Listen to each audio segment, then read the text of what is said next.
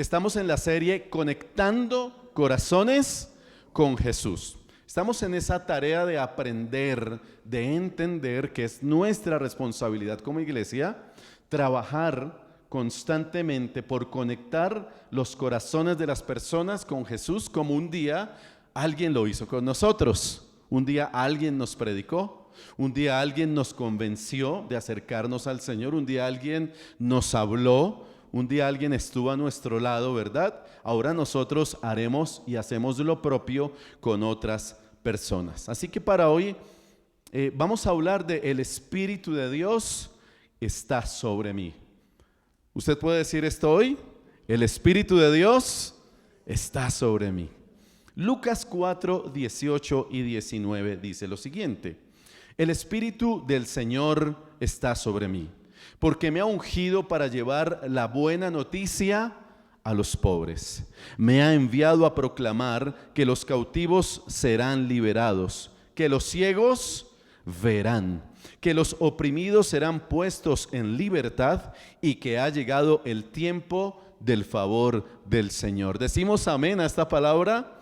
Es una palabra profética, es una palabra que trasciende y que hoy se hace realidad en nuestros tiempos. Cuenta la historia bíblica que Jesús llegó a Nazaret, la aldea, recuerden que esa es la aldea donde él creció. Y el día de reposo se dirigió, como de costumbre, a la sinagoga para leer allí las escrituras. Y estando allí, le fue entregado el libro o las escrituras, el rollo más bien, y lo abrió en el libro del profeta Isaías. Así que esto sucede en Nazaret. Jesús hace lectura y lee lo que dice el libro del profeta Isaías, que fue lo que acabamos de leer. Así que Jesús, de manera intencional, se levanta en un lugar sagrado. Era o no sagrada la sinagoga, y lo sigue siendo, ¿verdad? Un lugar sagrado. Pero también era un día sagrado, era el día de reposo. Y además se atrevió a hacerlo delante de muchas personas y con toda autoridad. Lo que Jesús estaba haciendo era romper paradigmas, porque que un hombre se parara, leyera lo que leyó y al final dijera: la escritura que acaban de oír se ha cumplido este mismo día. Tremendo. ¿Por qué? Porque Jesús estaba leyendo una profecía de Isaías que ellos estaban esperando que un día se cumpliera. Y Jesús lo que está diciendo es: hoy, leyendo al libro del profeta Isaías, esta profecía se ha cumplido este mismo día.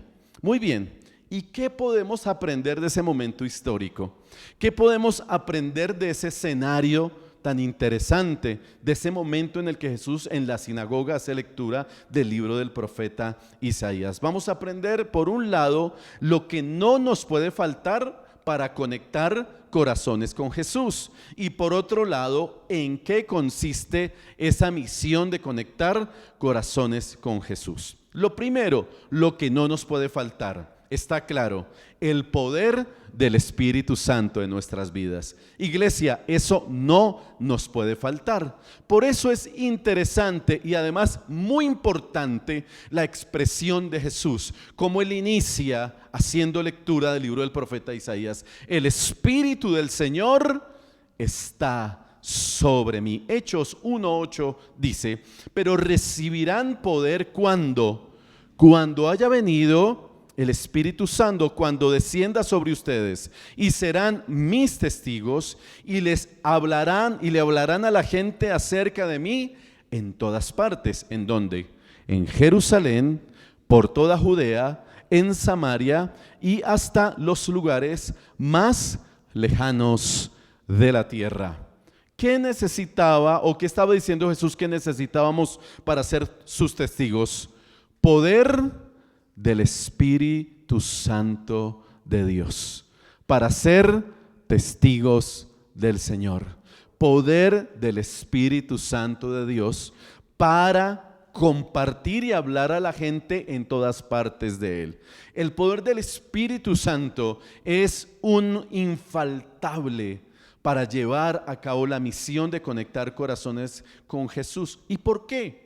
porque el poder del Espíritu es el que nos da autoridad y credibilidad. Es el respaldo que tenemos, porque usted y yo podemos hablar muy bien, tener un lenguaje muy elaborado, tener buenos argumentos, tener un gran discurso, pero si no tenemos el respaldo del Espíritu Santo, no tendremos ni autoridad ni credibilidad. Por eso la iglesia hoy más que nunca, para ir a predicar el evangelio, para conectar corazones con Jesús, necesita estar llena del Espíritu Santo de Dios. Mire el verso 22, no lo tengo ahí, pero si usted ve su Biblia en el mismo Lucas 4, dice que todos hablaban bien de él y estaban asombrados de la gracia con la que salían las palabras de su boca. Eso pasaba con Jesús. La gente estaba tocada y admirada porque Jesús estaba lleno del Espíritu Santo. Necesitamos del Espíritu porque Él nos da el discernimiento, la necesidad, o mejor, la sensibilidad para conocer e identificar la necesidad de las personas. Discernimiento es eso, sensibilidad espiritual para identificar la necesidad de las personas, el terreno en el cual estamos y el cómo me puedo acercar a las personas. El Espíritu me ilumina y me guía para poder tener las palabras, la empatía necesaria para acercarme al otro. Hoy hay mucha escasez de empatía, ¿cierto? Necesitamos desarrollar esa empatía y sensibilidad. ¿Y quién lo hace en nosotros? El Espíritu Santo de Dios. Si tenemos el Espíritu, lograremos alcanzar esa empatía, ese discernimiento. No sé si a usted le ha pasado cuando le está hablando a alguien del Señor, el Señor le hace sentir la necesidad de esa persona y lo va guiando y lo va llevando. Y a veces la persona le pregunta: ¿usted cómo sabe todo eso?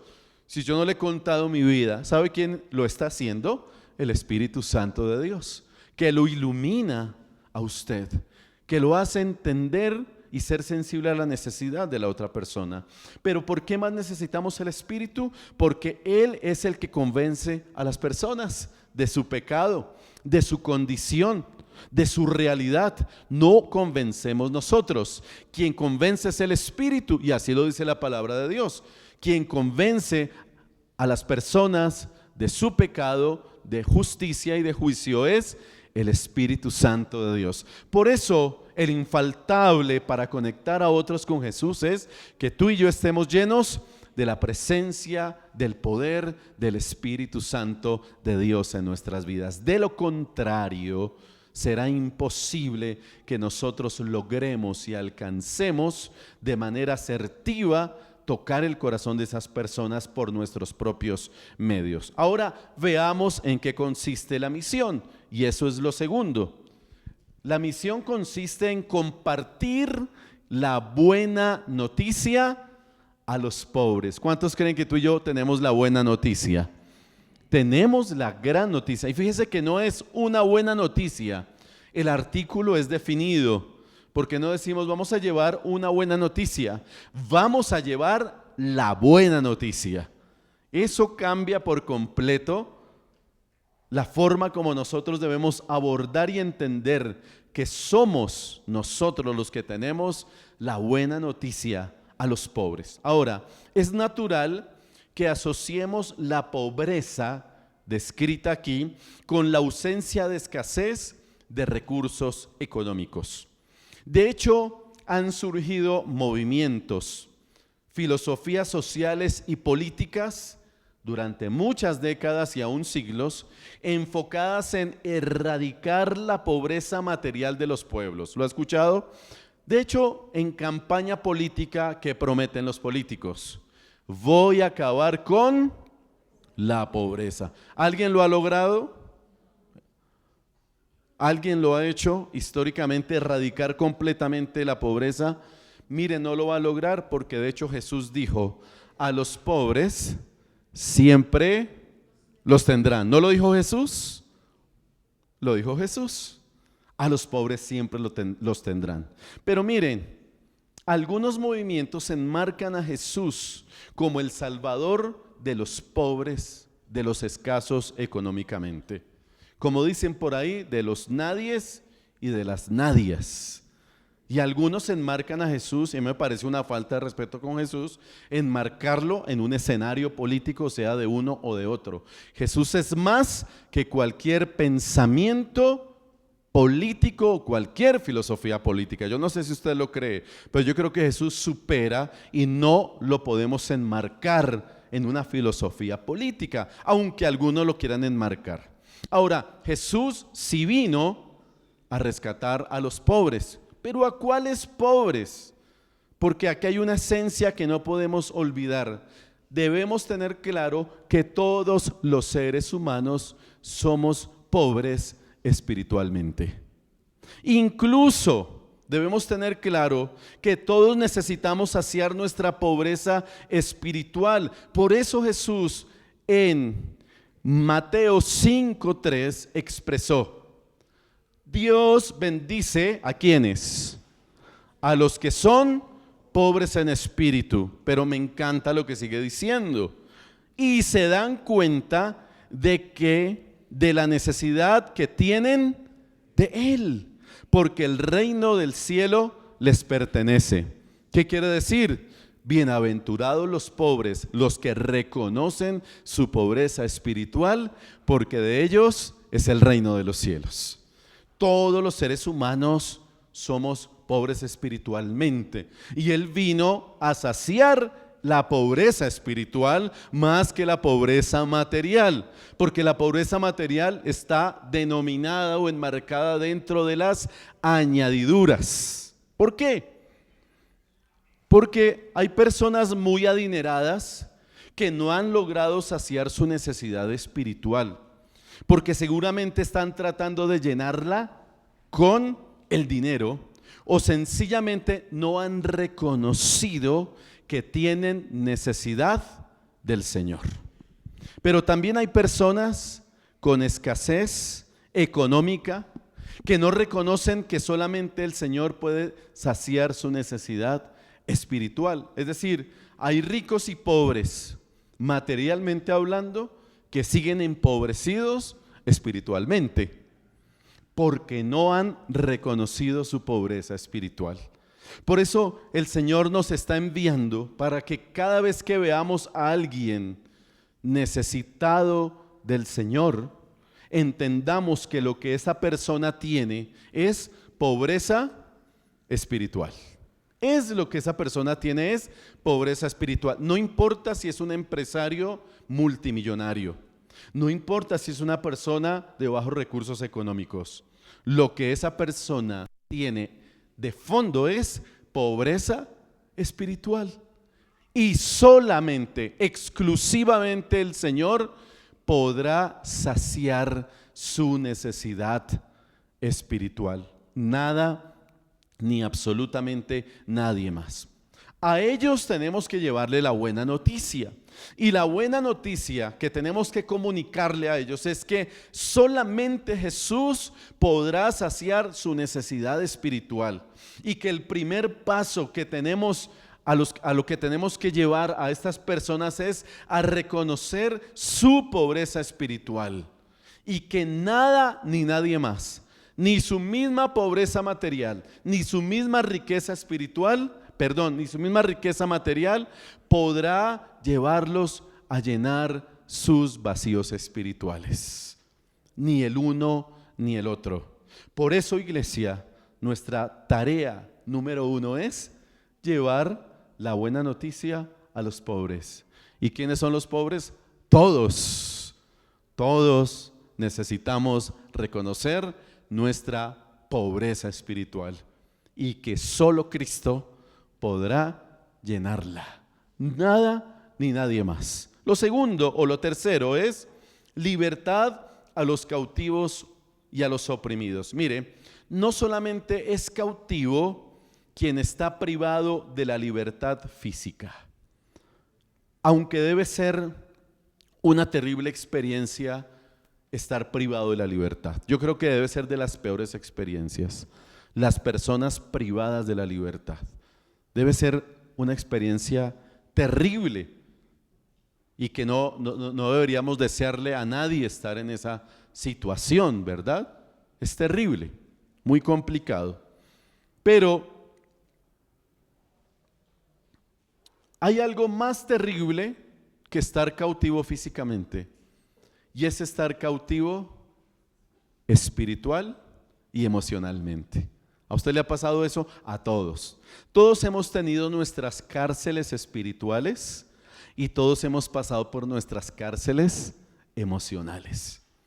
Y ese cautiverio y esa opresión es la más compleja, porque difícilmente el ser humano va a lograr salir de ese cautiverio por sus propios medios.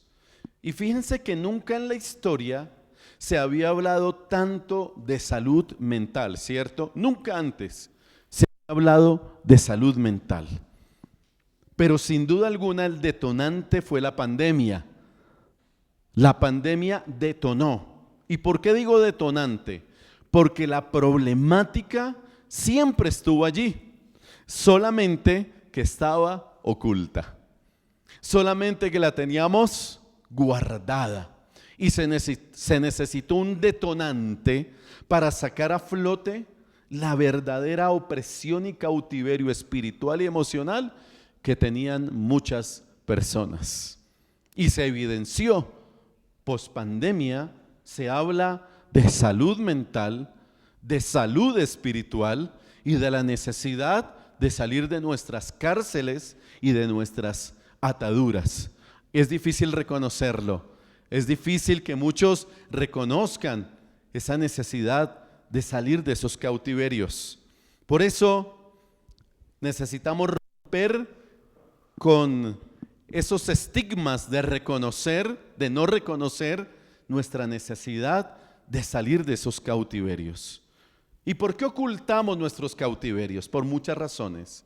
A veces por desconocimiento, ¿cierto? Desconocemos que necesitamos salir de esas cárceles.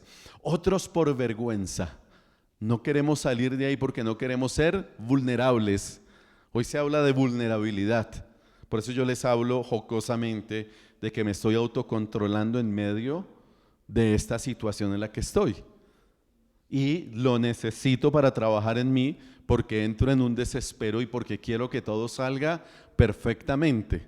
Pero tengo que entender que no siempre todo sale perfectamente y tengo que gestionar en mí esta realidad, o si no me vuelvo esclavo de la perfección. ¿Se dan cuenta? Les estoy hablando de un caso personal que acabamos de tener en medio de este escenario. Si yo no lo trabajo, voy a dañar la predicación, voy a dañar este momento y me voy a desesperar y las cosas no van a salir bien. ¿Se dan cuenta? Todos tenemos nuestras propias cárceles y a veces por vergüenza, por no dejarnos ver vulnerables, pues las ocultamos.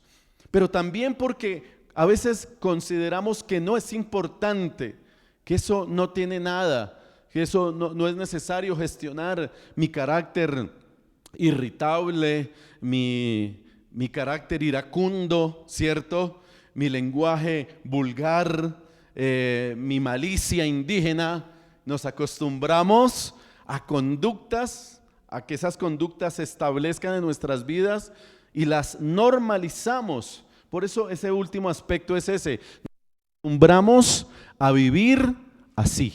¿Le ha pasado? En la casa todos gritamos y nos tratamos con vulgaridades. Ok.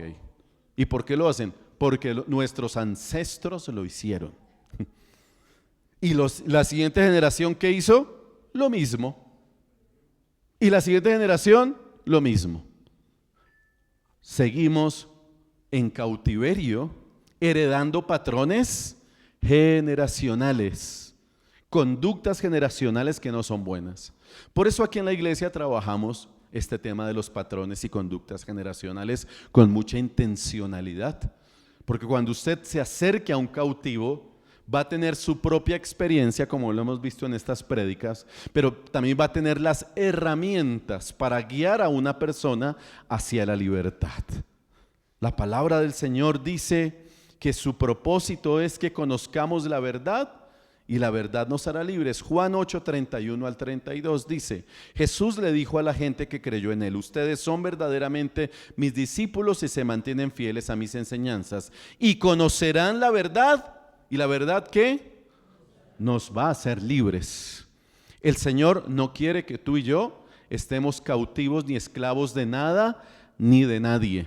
Y por consiguiente la proclamación, la predicación del Evangelio también consiste en llevar libertad a los cautivos y a los que están oprimidos.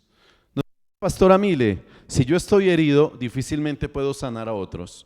Si yo mantengo una esclavitud o esclavitudes en mi corazón, difícilmente voy a poder liberar a otros. Es como que un esclavo tratando de liberar a otro esclavo. Entonces necesitamos primero trabajar en nuestra interioridad, pero también lograr entender, comprender y tener las herramientas para acompañar a las personas hasta donde me sea posible. Acordémonos que la ayuda, el acompañamiento espiritual es muy importante, pero siempre va a ser importante la ayuda profesional.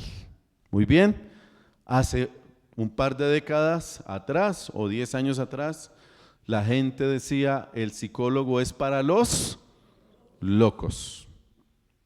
Y hoy necesitamos pasar por el psicólogo sí o sí, porque eso es saludable, eso es bueno, eso nos sienta muy bien, y porque hay cosas que tú y yo no vamos a poder ayudarle a gestionar a una persona porque no tenemos las herramientas adecuadas, pero sí lo podemos remitir a quienes pueden ayudarle a nivel profesional. Así que ir al psicólogo no es de locos, es de cuerdos que reconocen que necesitan acompañamiento. Muy bien, así que fíjense que tenemos 3 aspectos y vamos al último. Y es que estamos llamados a darle vista a los ciegos. ¡Qué desafío! Ahora, veamos todo en clave espiritual. Si se dan cuenta que lo estamos llevando en clave espiritual y no física, qué bueno que los ciegos puedan ver y recuperen su vista. Eso es una bendición. Pero dicen por ahí que no hay peor ciego que el que no quiere ver. ¿Usted ha sido el ciego o ha visto a otros enceguecidos? Hay gente que está enceguecida por amor. Dicen que el amor es ciego. ¿Y qué es lo que le devuelve la vista? Algo dicen por ahí. Ya no saben, ustedes saben, pero no me quieren decir. Se me olvidó. Pero el amor es ciego. Y eso decía mi esposa, le decían a mi esposa hace unos años. Ya no, porque he recuperado unos kilitos y ya no estoy como antes. Pero nos enceguecemos en la vida con muchas cosas. Yo creo que el dinero enceguece también, ¿verdad? No solo el amor, el dinero enceguece, el amor al dinero. La adicción al trabajo enceguece. Los vicios, el pecado enceguece en general, enceguece a las personas. Y la ceguera espiritual hace que entonces los seres humanos no vean la revelación de Dios en sus vidas. Antes estábamos ciegos, ¿cierto? Antes de conocer al Señor. Estábamos ciegos, no sabíamos quiénes éramos. Quien está ciego carece de identidad, no sabe quién es y no sabe para dónde va. Quien está ciego no tiene propósito en su vida, no tiene razón de ser y no encuentra el sabor de su existencia. Quien está ciego anda lleno de temores, de miedos, porque por mucha práctica que tenga, la vista es uno de los sentidos más importantes, ¿verdad? Muy importantes.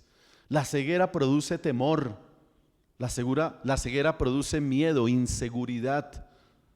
Y por eso hoy necesitamos ir a los ciegos espirituales, a los que no saben quiénes son, a los que no reconocen su identidad, no la tienen. La ceguera no les permite, porque no pueden reconocer a Dios, no ven a Dios, no ven su revelación. Y por eso quien es ciego niega la existencia de Dios, rotundamente. Eso es una característica de una persona ciega espiritual. Niega rotundamente la existencia de Dios. Niega su existencia, a menos que pase algo malo, le echa la culpa. Yo siempre digo eso. Dios no existe para muchos, pero cuando pasa algo malo, existe para echarle la culpa. Qué curioso. Así funcionan muchos. Eso es ceguera espiritual. No ven la realidad del pecado porque lo normalizan.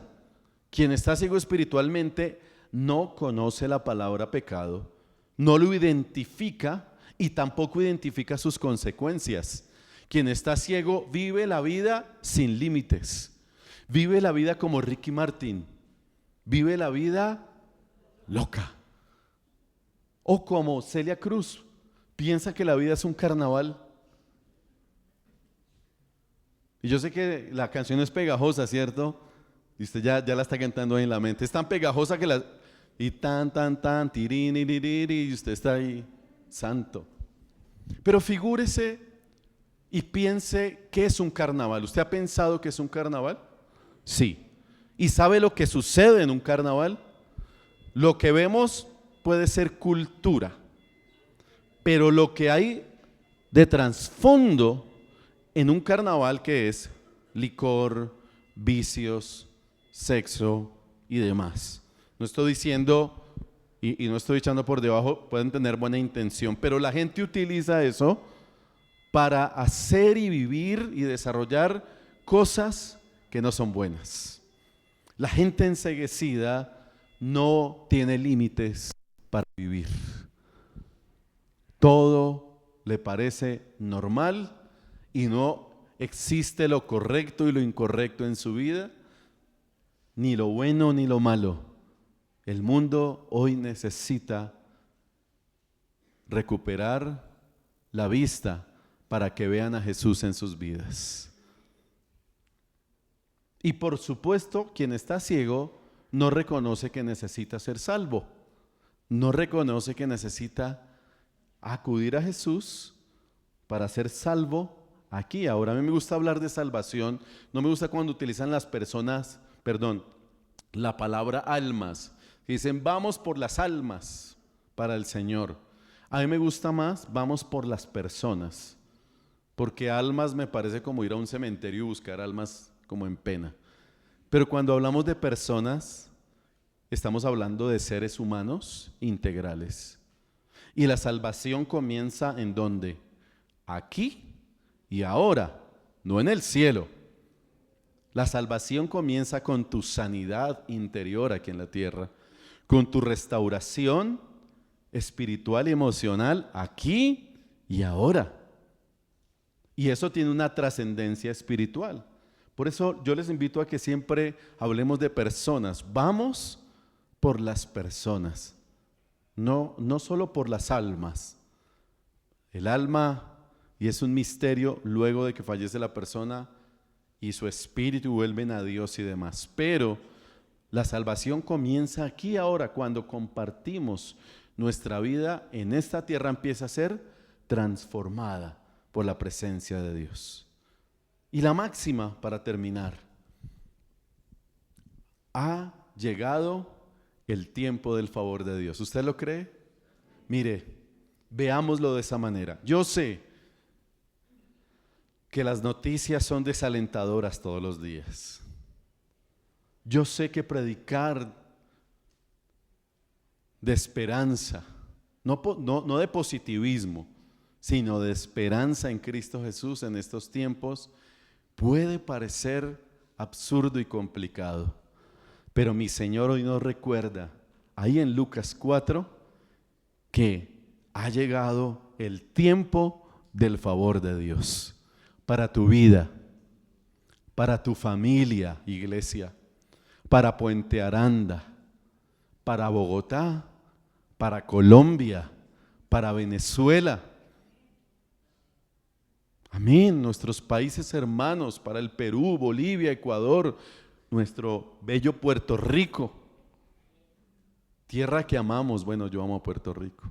Tengo muchos sentimientos y personas allá. Familia, son familia.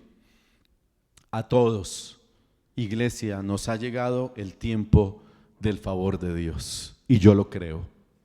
Porque hay una verdad, que donde abunda el pecado, sobreabunda la gracia de Dios. Yo creo una verdad, que los planes que el Señor tiene para con sus hijos son planes de bienestar y no de maldad. Eso me lo dice la palabra. También creo que en el mundo tendremos aflicción, pero el Señor me dijo, confíen, yo he vencido al mundo. Y también creo que esa palabra final un día se cumplirá. Toda la tierra será llena del conocimiento de la gloria del Señor, como las aguas cubren el mar.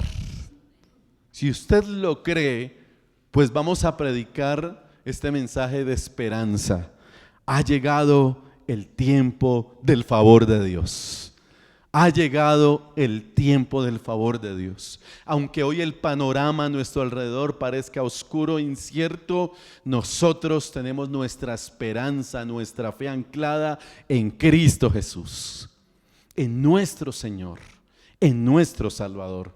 Por eso mi mensaje como hijo de Dios, como una persona que está llena del Espíritu del Señor, debe ser un mensaje de libertad, de esperanza, de transformación y de paciencia. Si Dios le pone a un ciego espiritualmente, no entre en pelea con él, no entre en discusiones que no valen la pena. Ore, camine con esa persona, que un día Dios se le va a revelar a esa persona. Pero no entre a chocar. Un error de nosotros es entrar a chocar y a pelear. Yo quiero decirle, Dios no necesita gente que lo defienda. A veces pensamos que nosotros tenemos que defender a Dios. Yo defiendo mi fe, que es diferente. Sí, yo defiendo mi fe. Pero ¿de qué manera? ¿De qué manera? ¿Entrando en choques y en disputas innecesarias? Ahora, si usted está bien preparado, puede entrar en diálogos de discusión sanos y adecuados. Pero si no, tampoco se arriesgue donde no vale la pena entrar a chocar. Se va a ganar enemigos y lo que menos necesitamos es enemigos. Estamos tan polarizados hoy por todo que no vale la pena seguir polarizándonos ni siquiera por Cristo. Tengamos paciencia con ese familiar que hoy está enceguecido. Lo bendecimos y oramos y lo acompañamos. Como uno acompaña a una persona que no puede ver, lo coge del bracito y le va diciendo por dónde caminar. Un día esa persona enceguecida se le va a acercar a usted y le va a decir, oiga, ¿cómo es eso? Ore y tengamos buenas relaciones, pero no entremos en choques, eso no vale la pena. No vale la pena usted entrar a discutir, demuéstreme que Dios existe. Yo siempre les digo, mire, yo no puedo meter a Dios en un tubo de ensayo. Mi Dios es muy grande para meterlo en un tubo de ensayo. Mi Dios es soberano, sobrenatural, creador de todas las cosas. Pero tenemos que volver al comienzo. ¿Saben quién nos da la sabiduría para que esto fluya de manera adecuada? El Espíritu Santo. La iglesia hoy necesita estar sumergida en la presencia del Espíritu Santo. Hoy necesitamos levantar nuestra voz cada día y clamar porque el Señor nos llene más y más y más de su Espíritu, más y más de su poder, más y más de su presencia. Porque lo necesitamos personalmente, lo necesitamos en nuestra casa, pero lo necesitamos para compartirlo con otros que necesitan ser abrazados con la dulce presencia de Dios. Iglesia, ¿estamos listos? Podemos decir hoy, el Espíritu del Señor está sobre mí, por cuanto me ha enviado ¿a qué me ha enviado? A dar la buena noticia a los pobres, a dar libertad a los cautivos y a los oprimidos, a dar vista a los ciegos y a predicar el año favorable, el tiempo favorable del Señor. A eso nos mandó el Señor. ¿Sí ve que no es complicado? Solamente necesitamos estar conectados con el Señor para conectar otros corazones con Jesús. Póngase en pie, por favor.